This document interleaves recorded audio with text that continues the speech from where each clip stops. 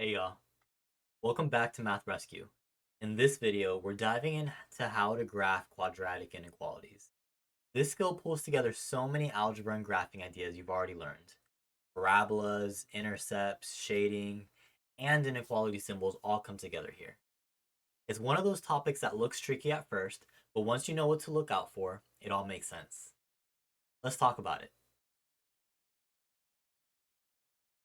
So we're going to graph this quadratic inequality. For the majority of the graphing portion, we can treat this just like an equation. It's really only at the end that I have to worry about whether or not I have a solid or dashed parabola, and also if I'm going to shade above the parabola or below the parabola. I'm using this P word, parabola. Parabola is just the shape that a quadratic function makes on the graph. So what I want to do, because this is in standard form already, I want to start by grabbing my vertex. To grab the vertex, I'm going to use the formula x equals negative b over 2a. So here's our b value. Our a value is right here on the x squared. It's actually invisible. Whenever it's invisible, it's always a 1. 1 times anything, you don't have to write the 1. It just goes invisible. When we plug into our formula, x equals negative 4 all over 2 times 1. Negative 4 gives me positive 4 over 2. So our vertex is at 2. Our vertex is somewhere here. I don't know how high or how low it is yet. In order for me to figure that out, I need to plug in this x value and evaluate.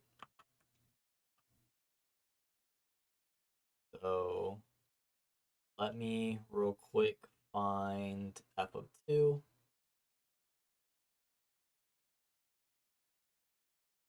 I'm going to go ahead and plug in a 2 everywhere where I see an x. Right. 2 squared gives me 4. 4 times 2 gives me minus 8 plus 1. I'm going to clean this up from left to right. All right. So right there, that gives us our ordered pair for the vertex. But let me go ahead and plot that. So that's going to be at x equals 2 down to negative 3. I'm happy my head isn't blocking that. From here, we need at least, usually for if you're like doing these problems like on a software, or even like if you have a teacher grading it by hand, usually 3 points is enough to make everybody happy, including the softwares. So for my next point, what I like to do is make a table of values. And we will put the vertex in the middle, and then I'll grab the 2 points right around it. So I can also check for 1, and I can also check for 3. So I have a pretty good feeling about this. I'm pretty sure that this is going to output negative 2. And this will also output negative. So that gives me my my 3 points. Go ahead and shade that one in.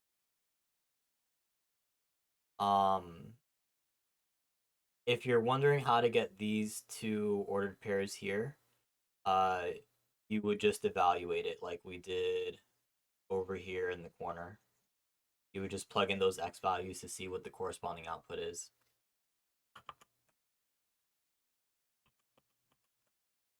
So next up, this is where the inequality part comes into play. So we want to look at the inequality sign on our quadratic inequality. This is the less than symbol. Because we have the less than symbol, we do not have anything saying that we could be equal to our parabola. I want to make sure that my parabola is dashed or dotted when I draw it. So I'm going to come over here, dash that out. Same thing over here, dash that out. And now we need a shade. So we either need a shade above, below, um, and how do we figure out to shade above or below? Well, we need to use a test point. Um, I'm going to use this point right here as a test point. This ordered pair is 2, 0. So basically what I'm going to do is I'm going to take that test point and I'm going to plug it into the quadratic inequality.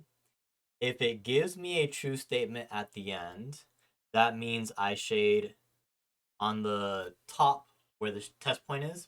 If it gives me a false statement at the end, that means I shade below the parabola where the test point is not. So let me go ahead and check my test point. So we get 0 for y is less than 2 squared minus 4 times 2 plus 1. I'm going to bring the 0 down. I'm going to bring the less than symbol down. Luckily for me, I already know what this y value is going to be. This y value is going to be -3. And so now I want to make an assessment. Is this true or false? Well, this inequality right here reads out loud as 0 is less than -3. 0 is not less than -3. So that tells me that it's false.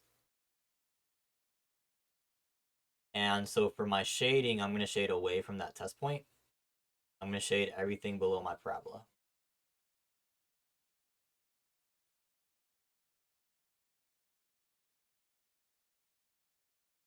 All right. I'm Andre from Math Rescue.